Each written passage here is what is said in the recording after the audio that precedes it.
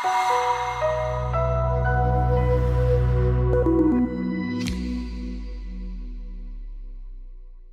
morning, everybody, and thank you for being here for our monthly update on the Hedge Investment Credit Fund. This is Filippo, Lanza, CIO of the fund. The month of December was a relatively volatile month for us, although we outperformed the market in terms of resilience and in terms of volatility as well. Lots of our positioning, which was predominantly short credit with small position long in equity, was a bit disappointing, predominantly because the lack of liquidity and the liquidity spikes that didn't allow the position to really perform, which is actually happening as we speak now at the beginning of the year.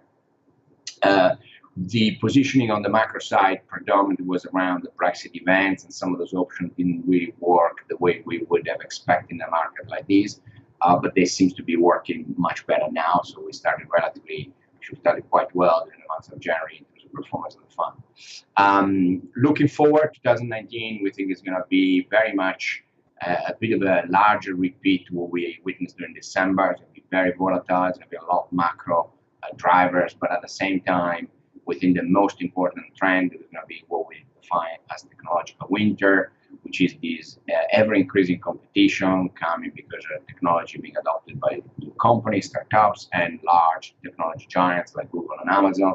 Within those adaptations, those new technology will drive competition higher and higher, and it will eventually dry up most of the corporate moats.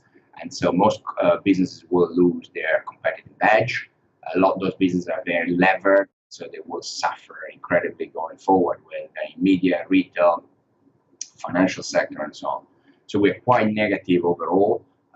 On the kind of tactical position, it's going to be very much about macro, whether we're talking about trade war, Brexit, the European crisis. Obviously, our main focus at the moment is Brexit in the short term.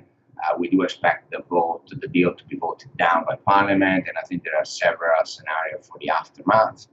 Some calling for new referendum, new election, possibly a managed no deal. We will see what happens. We remain quite negative because we think the market is pricing a very positive outcome with a second referendum and a possible remain option coming up for the United Kingdom.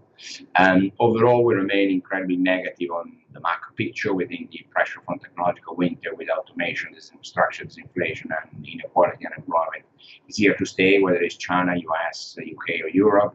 There will be plenty of pressure. In Europe, we have a major political appointment during the election of May. We think into that European spread, both credit, but also equity valuation will suffer, will be very volatile, and eventually will head south. And so we're positioning accordingly. We think overall it's going to be very volatile, very opportunistic, and as we noticed this month, it is actually a pleasure to be light, position-wise, agile, and not having illiquid position because it's allowing us to capture and maximize the opportunity space. And we started the month and the year very well. Hopefully, we're going to continue on that note. With this, I thank you for your time and for your attention, and hope to speak to you soon. Thank you very much.